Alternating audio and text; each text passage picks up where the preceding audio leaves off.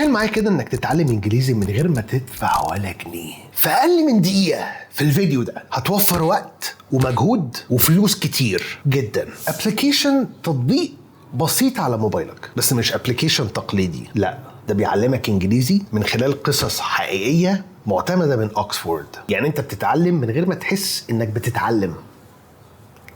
اول خطوه هو تسجيل مجاني، وبعدها اختبار تحديد مستوى، وكل قصه انت بتتعلم منها كلمات بنطقها الصح، وبتقدر كمان تختار الاكسنت بتاعت النطق سواء كانت بريتش او امريكان، ولو كلمه جديده عليك تقدر تضيفها للقاموس بتاعك وتقدر ترجع تبص عليها مره تانية. من اقوى المميزات المجانيه اللي موجوده في الابلكيشن هي انك تقدر تخلي الترجمه من انجليزي لانجليزي، وده بيجاوب لك على حته لا انا لو عايز افكر بالانجليزي اعمل ايه. دي اول خطوه بالنسبه لك، ودي ميزه لسه نازله ممكن تجربها لو حابب. البرنامج اصله مجاني، ولكن طبعا كل حاجه مجانيه في جزء منها بيكون مدفوع. النسخه المدفوعه من ايستوريا تشات وذ ايسترو، يعني بعد ما تخلص القصه تقدر تتكلم مع الذكاء الاصطناعي عن اللي انت لسه قاريه، وتتدرب على الرايتنج وتطوره وتخليه افضل، كانك بتتكلم مع مدرس شخصي من غير توتر. وفي بقى مفاجاه للبوتر هيدز، ولو مش فاهم ده يعني ايه، يعني للناس اللي بتحب هاري بوتر، لان بحس ان انا بقول هاري بوتر مش عارف، بحس ان انا مش مبسوط، مش عارف ليه.